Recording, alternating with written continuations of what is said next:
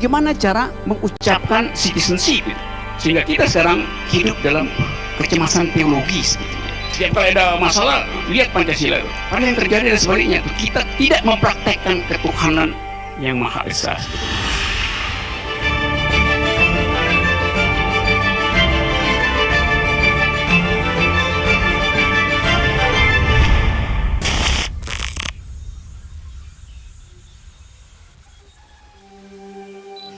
Jadi Anda bayangkan, ada kegelisahan, ada kecemasan, kita hidup dalam republic of fear.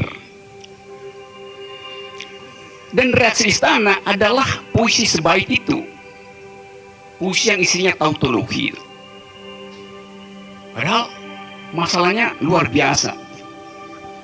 Konkret dan mendesak. Kalau kita coba bikin semacam analisis kecil-kecil itu. Tadi saya bilang bahwa psikologi massa, dan itu yang membebani kita, dan beban itu kemudian ingin dikanalisasi oleh ILC, adalah bahwa dalangnya memang ada,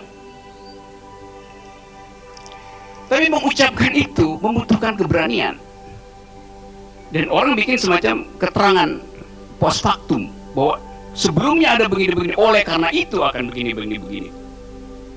Tapi sampai sekarang nggak ada satu keterangan pun yang bisa membuat masyarakat kembali teduh. Yang adalah komentar-komentar yang justru reaksioner. Presiden mengucapkan ulang lagi tadi di dalam caption yang disodorkan ILC tadi.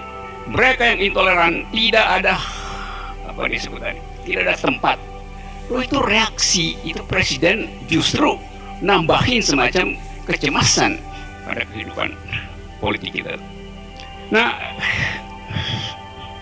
problem kita sebetulnya setiap kali ada konflik horizontal, yang diundang pertama ke istana adalah pemuka agama. Padahal problemnya problem sosial. Akibatnya kita selalu melihat soal ini soal teologis. Gak dibongkar social condition dari kekerasan itu. Kondisi sosial dari kekerasan itu yang mesti diterangkan dari dalam istana supaya orang ngerti itu. Tahun-tahun 40-an ada konflik sejenis semacam beginian tuh di India tuh. Ada seorang India beragama Muslim,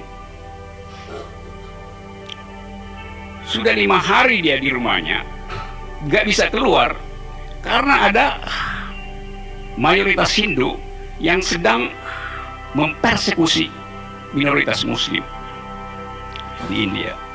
Akhirnya dia nggak tahan, dia keluar rumah untuk membeli susu bayinya. Istrinya bilang keluar rumah aja, kalau nggak bayi meninggal, nggak ada susu. Ini keluarga miskin.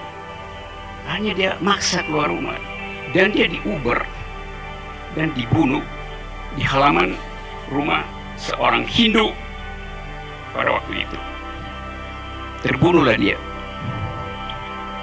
Pertanyaan saya, apakah dia tewas karena dia Muslim atau karena dia miskin?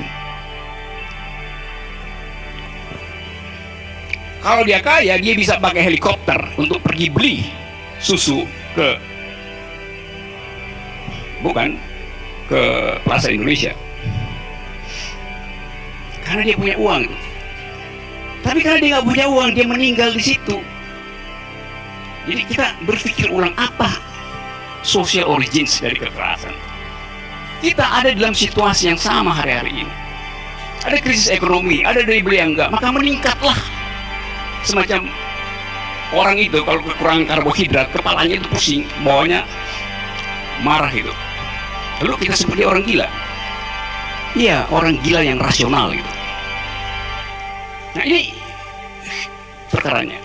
Kita tahu yang terbunuh itu terbunuh di halaman rumah Amartya Sen, ekonom pemenang Nobel, yang kemudian menulis begitu bagus tentang problem kemiskinan, sehingga kita ekonom, social scientist, tahu apa yang disebut Sen Index, yang memperlihatkan bahwa tingkat kebahagiaan itu tidak diukur dengan model-model makro, tapi tentang soal apa yang sekarang kita sebut sebagai Human Development Index, kesejahteraan komunitas, kesejahteraan manusia.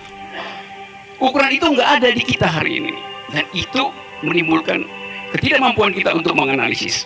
Karena kita tidak mampu menganalisis kuantitatif, kita pergi pada soal-soal kualitatif. Wah, ini adalah soal pertandingan teologi. Itu perkaranya. Nah, tadi soal warga negara. Apakah Indonesia punya konsep warga negara? Satu waktu, tahun-tahun 50-an itu, Sultan Syahrir naik pesawat, mondar-mandir di Indonesia Timur, sebagian ke barat. Lalu dia lihat dari atas topografi bangsa ini. Dia komentar kecil, bahwa bangsa ini sebetulnya melarat dalam aspek kewarganegaraan. Karena yang dilihat ada desa-desa komunal yang nggak terhubung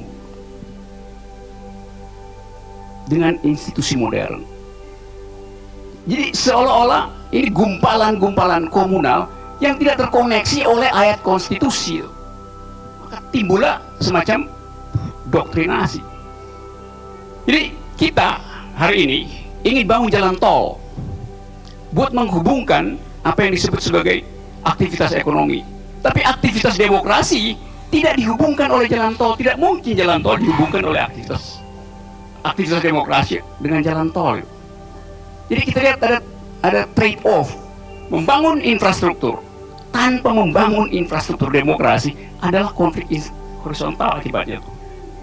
Nah, kita atau saya paling nggak ingin lihat ada suatu suasana lain diucapkan dari pusat kekuasaan tentang tadi ide berwarga negara.